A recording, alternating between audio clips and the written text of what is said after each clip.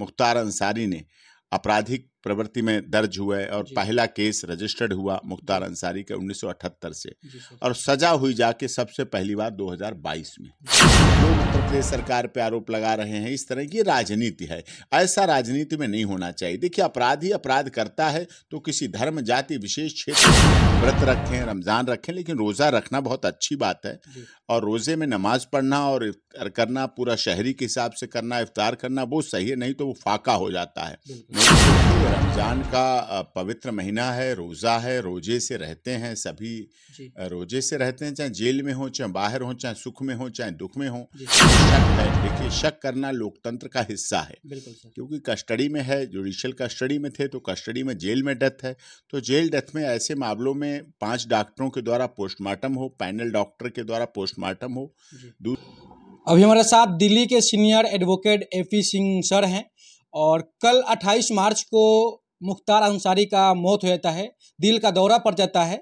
इस टॉपिक पे हम बात करने के लिए सर के पास आए हैं। कल मुख्तार अंसारी को हार्ट अटैक आ जाता है, ऐसा सुनने में आ रहा है, क्या पूरी सच्चाई है सर? नहीं, सुनने में क्या, मेडिकल रिपोर्ट है, डॉक्टर्स की टीम है कि लगभग 8:30 बजे वो काफ़ी दिनों से बीमार थे, चल नहीं पा रहे थे, कमज़ोर थे। ये बात उनके भाई ने भी कही है और उनके बेटे ने भी कही है कि वो मिले थे तो वो परेशान थे, बीमार थे, इलाज उनका चल रहा था और इस तरह से उनको हार्ट अटैक हुआ है और कार्डिक अरेस्ट की बात आई है सामने, जिसमें ये बात पता चली है कि मुख्तार अंसारी की मृत्यु हो गई है कल शाम 8:30 बजे।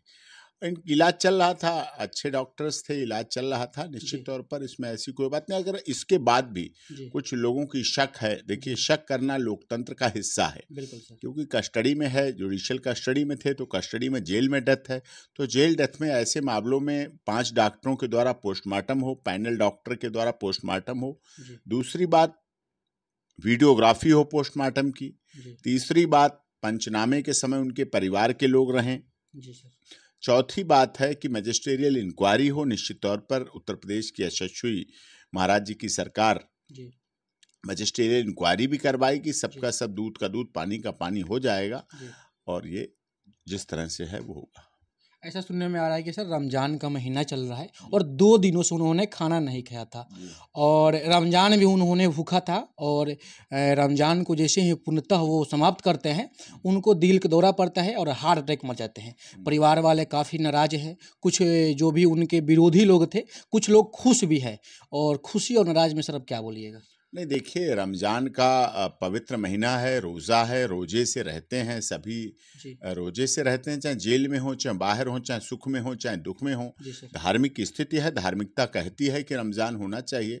और रमजान के बाद जब इफ्तार करते हैं, इफ्तार शाम को होता है, इफ्तारी का समय होता है, तो उस समय होता है, सुबह शहरी होती है, शहरी के बाद 5 वक्त नमाज होता है, नमाज पढ़ते होंगे या पढ़ नहीं पढ़ पाते होंगे, जैसा शारीरिक स्थिति है उसमें धर्म की कट्टरता नहीं है। धर्म अलाउ करता है हर चीज को कि जो जिस तरह से रह सकता है, धर्म इन सबसे ऊपर है।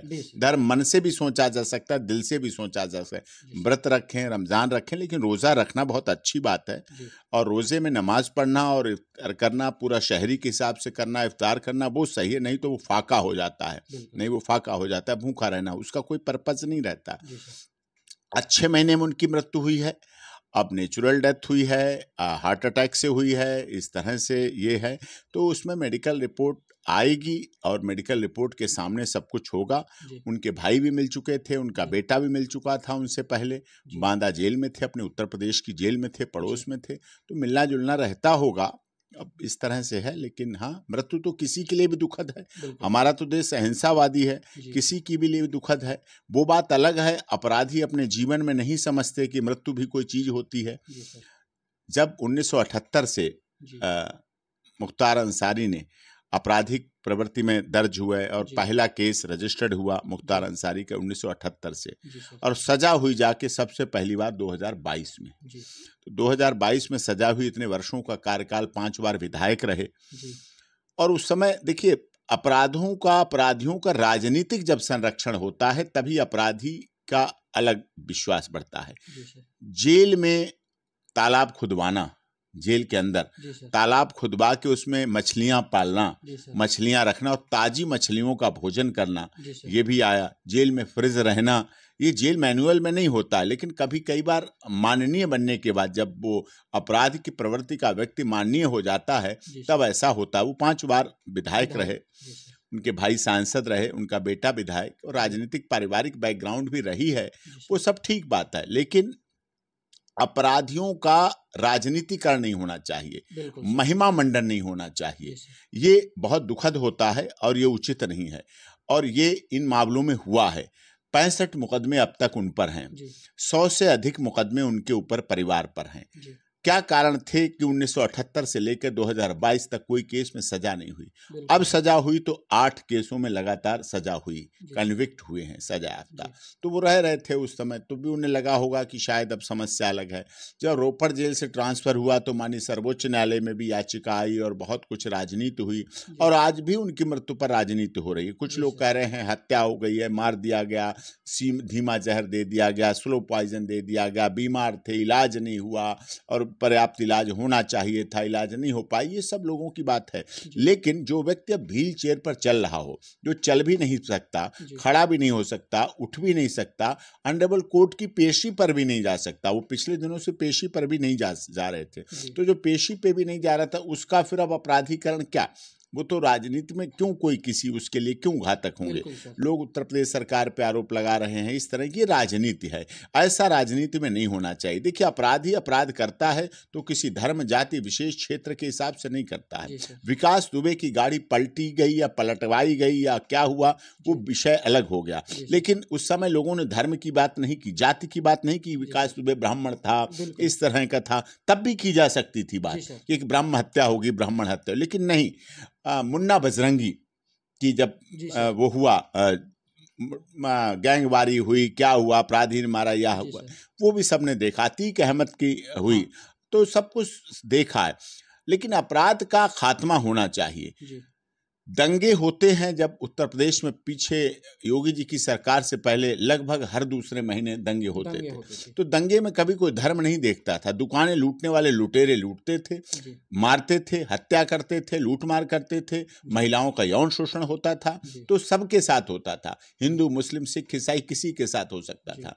लेकिन अब उत्तर प्रदेश की सरकार ने इस पर प्रतिबंध लगाया है, कठोरता दिखाई है, अपराधों को रोकने का काम किया है। अपराधियों को तो वो सब धर्मों के लिए है, सब जातियों के लिए है। सुखी होंगे तो सब धर्म जाति के सुखी होंगे, उसमें किसी के उसके नहीं है। जब शुद्ध हवा चलती है तो सबको लाभ देती है, जब मौसम अच्छा होता है तो सबको लाभ देता है, उसमें किसी को देख देख के ऐसा नहीं होता। उत्तर प्रदेश की सरकार हो चाहे देश के माननीय प्रधानमंत्री मोदी जी की सरकार हो, उनका नारा दिया सबका साथ, सबका विकास, सबका विश्वास, सबके साथ न्याय। तो सबका साथ रखा उन्होंने, किसी जाति, धर्म, क्षेत्र, भाषा, संप्रदाय का नहीं रखा। उन्होंने जलकल योजना चलाई तो सबको पानी मिला। अगर एयरपोर्ट 21 एयरपोर्ट हमारे उत्तर प्रदेश में 21 एयरपोर्ट हैं, दुनिया का, भारत का ऐसा प्रदेश है जहां सबसे अधिक एयरपोर्ट, तो एयरपोर्ट पर जाति धर्म देख के लोग सफर नहीं करते हैं, जो अपनी जैसी जिसको जरूरत है उसके हिसाब से करते हैं। वंदे भारत ट्रेन चलाई तो कहीं उसमें यह नहीं लिखा किस जाति, धर्म, क्षेत्र का व्यक्ति ही यात्रा करेगा। जिसको जैसी आवश्यकता, जिसको जैसी सुविधा चाहिए, जिसको जैसा सुख चाहिए, जिसके पास जैसी संपन्नता है, जैसे जिसको अपनी बहन बेटियों को सुख है। अगर मेट्रो चलती है तो सबको सुख सुविधा देती है। इसी तरह से 80 करोड़ लोगों को अगर राशन दिया जा रहा है कोरोना काल के बाद से, तो वो सब जाति, धर्म, क्षेत्र के लोगों को दिया जा रहा है। जिसको जरूरत है उसको दिया जा रहा है, उसमें कोई भेदभाव नहीं किया जा रहा। देश की सरकार ने कोरोना वैक्सीन चलाई तो कोरोना वैक्सीन सबको फ्री लगवाई, 3-3 डोज सबको फ्री में लगी, उसमें कोई जाति भेद और धर्म का कोई भेदभाव नहीं किया गया। तो जो लोग राजनीति करते हैं, राजनीति करने के लिए जाति और धर्म का प्रयोग करते हैं, वो निहायत गलत है। धर्म और जाति सबसे बहुत ऊपर है, सबसे छोड़ के हटा के बात करना चाहिए, उस नजरिए से बात करना चाहिए। तो निश्चित तौर पर समाज में एकता भी आएगी, समरूपता भी आएगी, एकता अखंडता मजबूत होगी और हमारा देश सोने की चिड़िया जगत गुरु जल्दी बनने में सक्षम हो सकता है। बिल्कुल, युवाओं का यह सवाल है, क्योंकि कोई भी युवा जो पढ़ता है, सरकारी जॉब करना चाहता है, तो भारत सरकार का यह कानून है कि किसी भी व्यक्ति पे अगर कोई भी किसी भी तरह का अगर फर्जी केस भी रहता है तो वह व्यक्ति सरकारी फॉर्म नहीं भर सकता है। वो व्यक्ति जब सरकारी फॉर्म नहीं भर सकता है तो क्या जो भी देश की संसद में पहुंच सकता है, जी सर, विधानसभा में पहुंच सकता है। जो आपराधिक बच्चा चपरासी की नौकरी नहीं कर सकता है, कांस्टेबल नहीं बन सकता है एक केस की वजह से, आर्मी में भर्ती नहीं हो सकता है, उसका पूरा सामाजिक विकेंद्रीकरण हो जाता है, शादी पर उसके प्रतिबंध लग जाते हैं, उस पर तो केस है, शादी नहीं होगी। लेकिन दूसरी तरफ इतने अपराधों की लंबी लिस्ट होने के बाद भी वो संसद, देश की बड़ी पंचायत में पहुंचने का अधिकारी हो जाता है और विधानसभा में पहुंचने का। ये बिल्कुल सही आपने सवाल उठाया, युवाओं का सवाल है, हमारे देश के मीडिया का सवाल है, हमारे देश के समस्त बुद्धिजीवी लोगों का सवाल है, और ये मजबूत सवाल है कि कहां तो हमें इतना छोटा काम नहीं दिया जा रहा है और कहां उन्हें विधान निर्माण करने का, कानून बनाने का, देश की बड़ी पंचायत में पहुंचने का अधिकार मिल जाता है। पूरी तरह से गलत है। जी सर, बहुत बहुत धन्यवाद सर।